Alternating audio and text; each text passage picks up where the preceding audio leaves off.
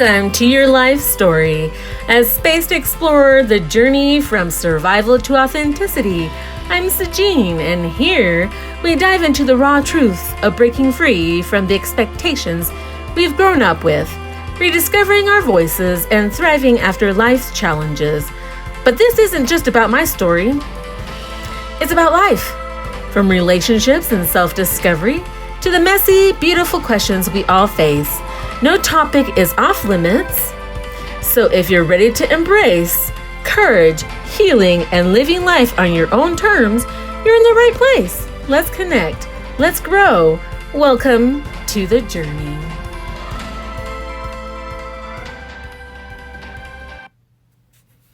Before we dive in, a quick disclaimer. This podcast is for informational and inspirational purposes only. I'm not a licensed therapist, counselor, or medical professional, and content shared here is based on personal experiences and insights. If you're facing significant challenges, please seek the support of a qualified professional.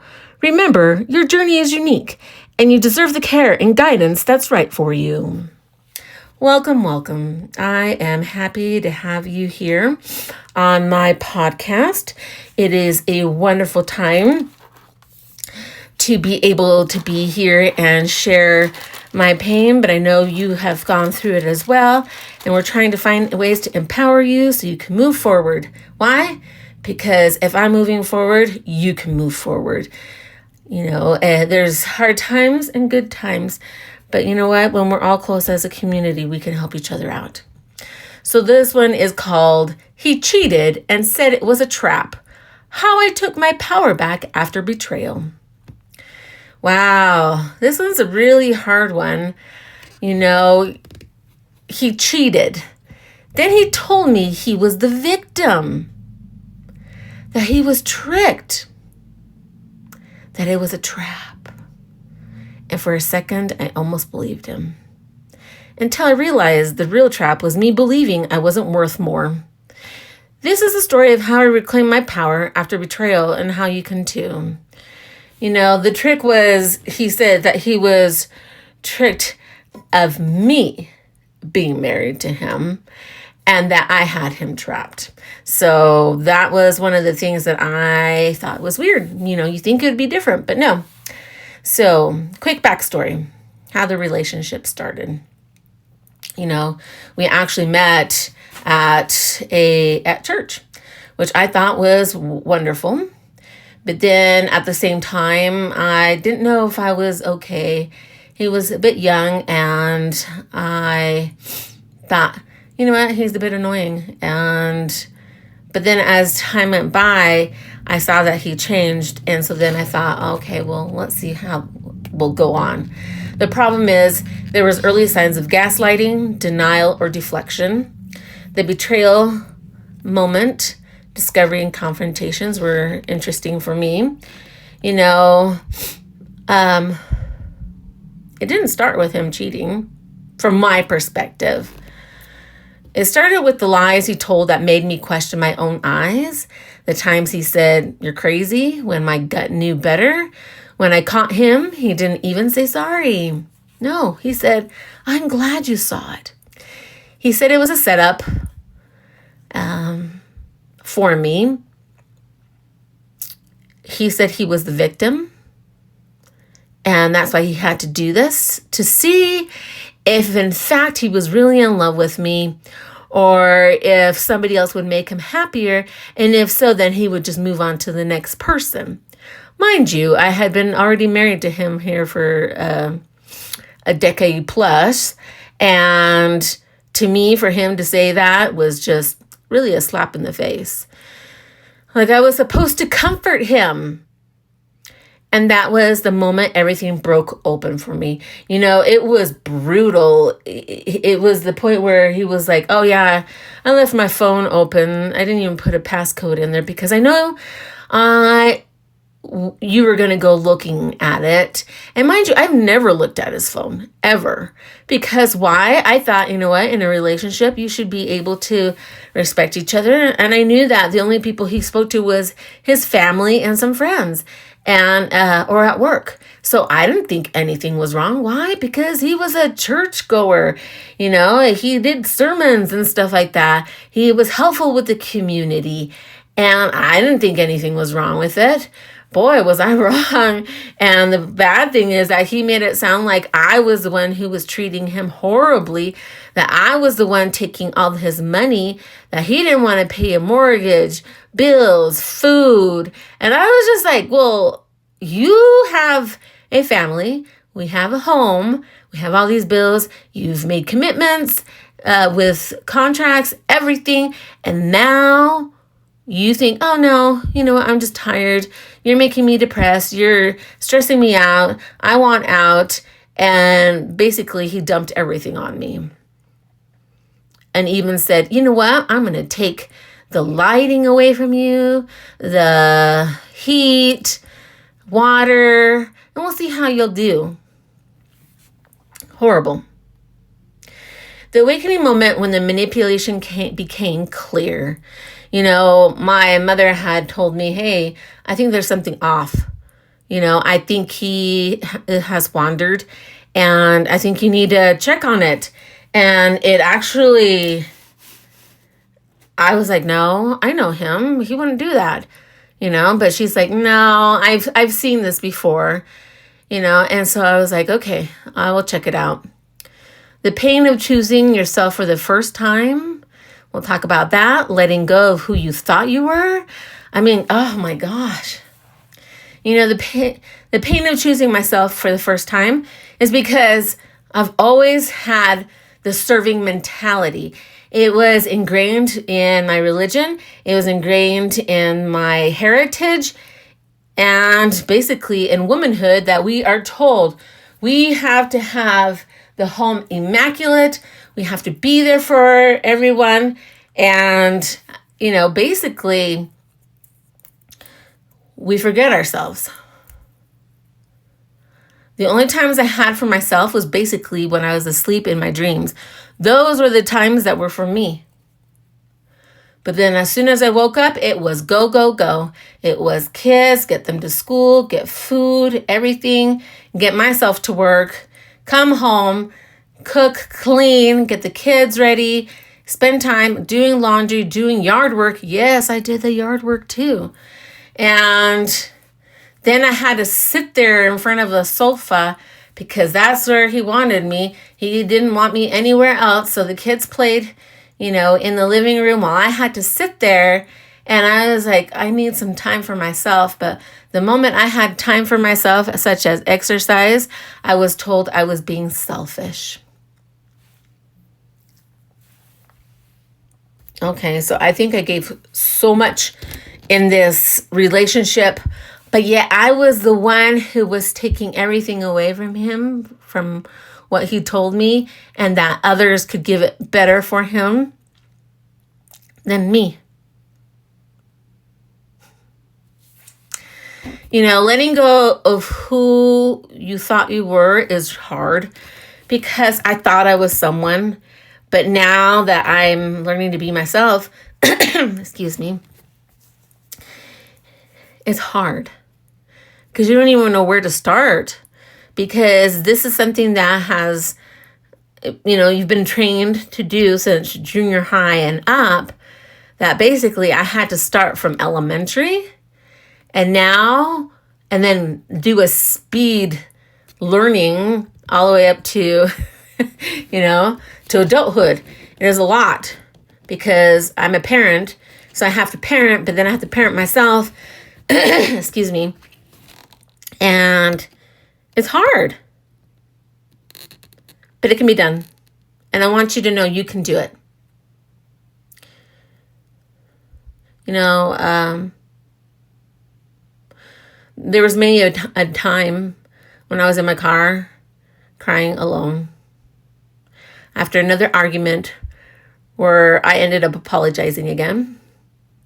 Why? Because we were instructed in our religion to say, you know what, even if it's not your fault, why don't you apologize first? Because then the other person will see that you're genuine and you guys can work things out. The problem is this individual enjoyed it, the manipulation of it, and every time I apologized, it was like resetting everything, and it kept the pain there still for me.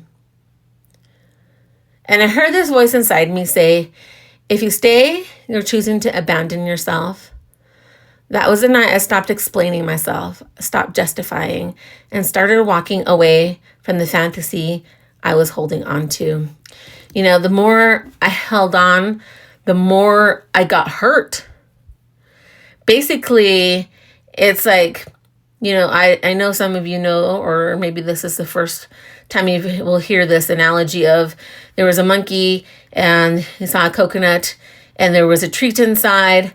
So the monkey put his little hand into the coconut, but he had to put his fingers in a narrow way to get to it. As soon as he grabbed it, he wanted to take it out, but he couldn't because now there's a fist, because you're pulling something along with it and you can't get away from it. The situation is it was a trap, and now the trappers are coming to get the little monkey. And the more the monkey screams, jumps, tries to get away, he can't. Why? Because you have to let go of the treat.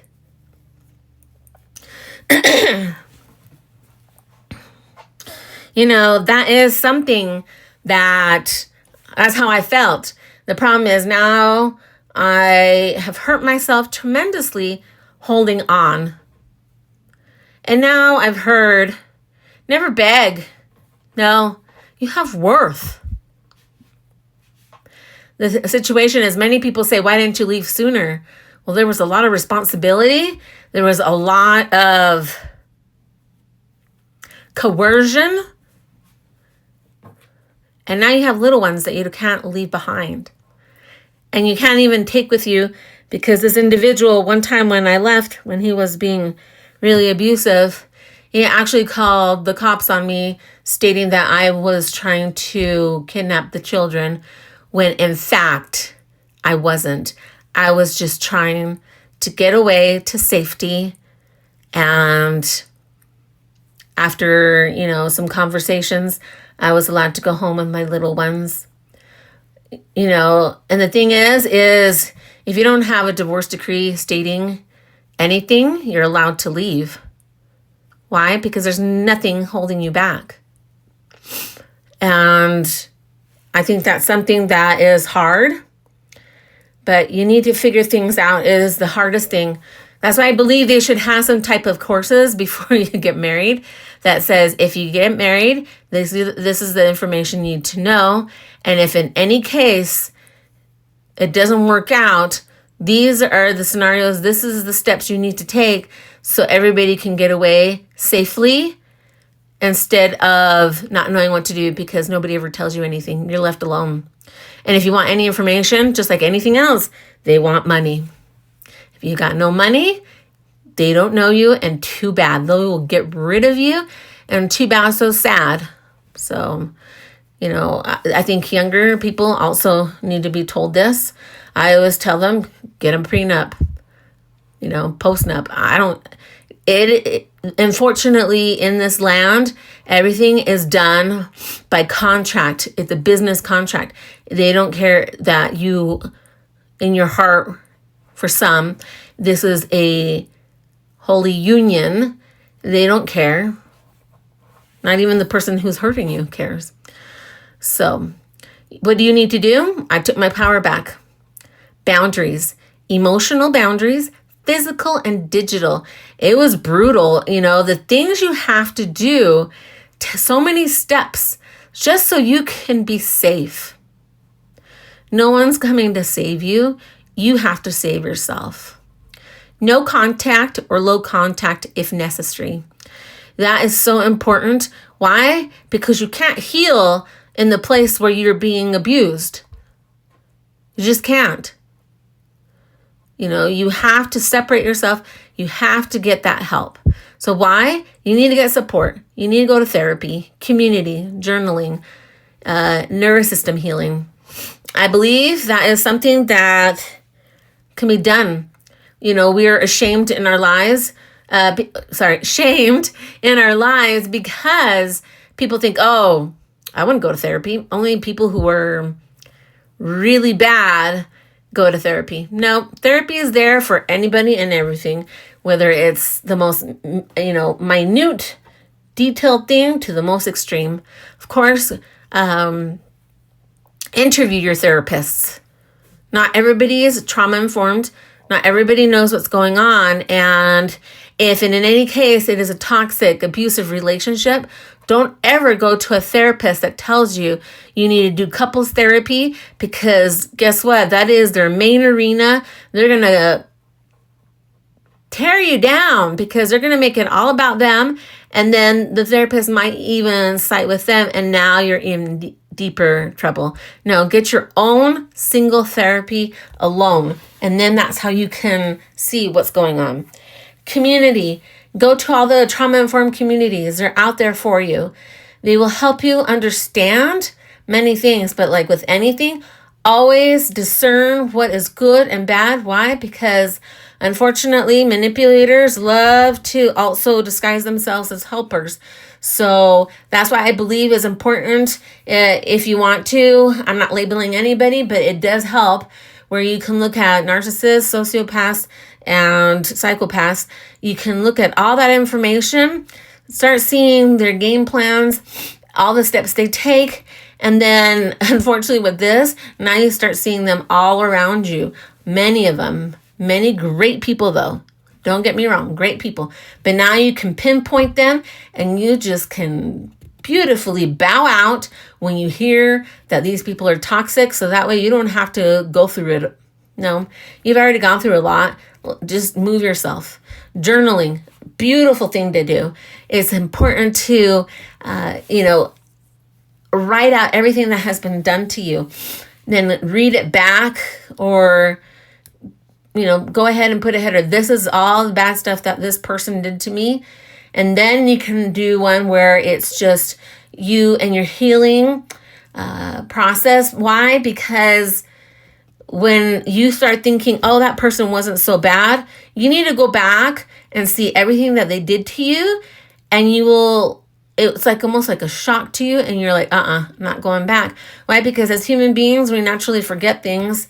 And then we start thinking, oh, that wasn't so bad. Why? Because that's why one of the reasons why we're there, because we always kept minimizing it, thinking, oh, maybe it was me. I was the one. I heard something, someone in an audiobook that said, I decided to think that I was the issue, even though I know the other person was the issue. Why? Because I felt like if it was me, the issue, then I had control over myself. I could not have control over the other person. And so I believe that is what a lot of people do. That's why you blame yourself in these situations, because it's easier for you to control yourself than the other person, and also to see the truth of what's going on. Now,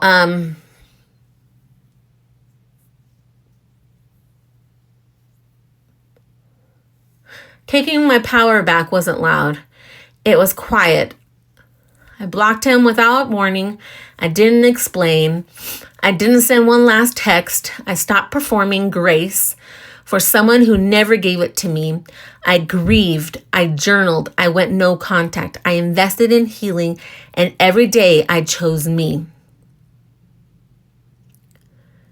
You need to take the power back and start healing within yourself.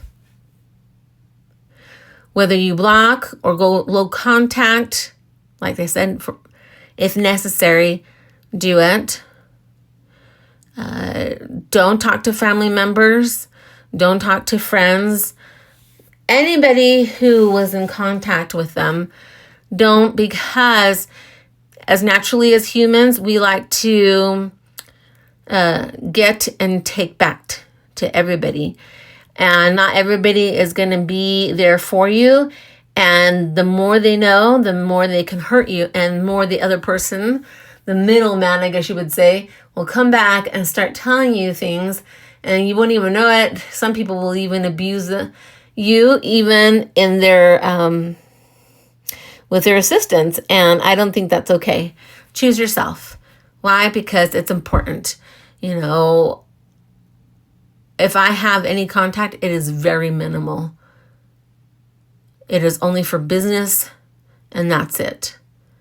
No more, because the terror I was put through when there was contact was just excruciating. And nobody knows what's going on.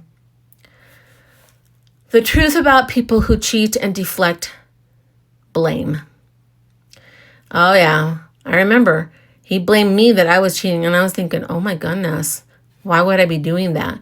Oh, because I see you laughing on the phone. It might be your boyfriend. I would actually turn my phone around and said, I'm looking at funny cat videos. How can that be that? You're not responsible for someone else's lack of integrity. This one's a good one, because in so much you feel like you chose this individual, and so that means you both share the same integrity. No, you don't. You have your own. It is time to take that for yourself. You don't have to be perfect to walk away. That's another good one. Just like God says, come as you are. You don't have to be perfect. It's time to walk away, because you need to actually choose yourself. You are hurt and traumatized, and you need to get the help you need. Think about it as you got into a car crash, and now you need to get yourself to the hospital, because if not, how are you going to get better? You know, and we think that we can actually, mend ourselves, and we can't. We have a certain amount that we can, but we need help. And once you get it, it starts getting better. If they cheat and say it was a trap, they're not just dishonest. They're dangerous to your reality.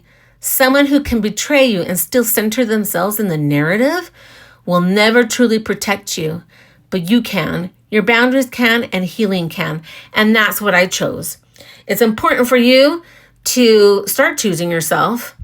Why? Because who else is going to choose you? Who's going to help you? No one's going to do that. And I just want you to know that, like, as far as for me, someone wants to blame you. You know how they say it goes 50-50, half and half, the situation. Maybe the half that you did was that you have such a great heart, and that you actually believed in someone. And the things that we can take away, that we learn, is, I'm going to start learning boundaries. I'm going to start choosing me. I'm going to start learning how a real relationship is supposed to work. Investigate what love is, because love is not what they are doing for you. If they're there always checking up on you, calling you constantly day and night, and wanting you to pick up on text at the moment's notice, and they want to see you at all times, that is not love. That is control. Why? Because somebody who loves you will respect you and knows that you have your life as well, and you're not living together, as a host. You're not the host for a parasite, because they latch on and they won't let you go. And the moment that you want to let go, then they start making you feel guilty that, oh, you don't love me, or you're not a good enough Christian, or you're not a good enough woman or person. It's not okay. It is just not. We need to start blaming ourselves in other things. Why? Because I remember him saying, oh, because you didn't love me, or you didn't do this or that. That's why I decided to choose somebody else who would give that to me. I'll never forget the words, well, what do I have to show for? I have nothing. And I was like, what do you mean you have nothing? I'm like, you have cars, you have a house, you have a wife, you have children, you have important positions in the community, and you're living the dream life. What do you mean you don't have nothing to show for? And what I found out his nothing to show for was because he didn't have enough toys of him for himself, properties, vacations, money, women. That was what he thought life was. And it was terrible. So if you've been betrayed and blamed for it, I want you to hear me clearly. It wasn't your fault. You don't have to keep making excuses for people who refuse to grow. You don't need closure. The closure was when they decided to leave you and start all that mess. You need peace, and peace comes when you reclaim your power. Stop explaining yourself and walk away from that for the last time. You're not too much. You're just finally enough for you. So I want you, if this hits home, share this episode with someone who needs it. Follow for more healing conversations like this one. You can DM me the word power if you're walking away too. And I believe you can see all my information on YouTube, on Instagram, and it's all there for you so you can keep going. So I'm happy to have you here. Before we dive in, before I leave, I just want to say thank you for being there with me. It was such a pleasure to have you on my episode on Your Life Story with Sajine. I hope it gave you something to think about, feel, or explore on your own journey. If this episode resonated with you, I'd love to hear your thoughts. Feel free to share it with someone who might need it or reach out to connect. If you see anything or if you want to comment anything that you want me to review, why not? Send me that information. I'd be happy to check and see if I've gone through it or if there's anything I can study and help you. Start choosing yourself. It's a hard journey, but there's something that I really enjoy is that I got to leave, and I'm much happier because I found myself. Thank you.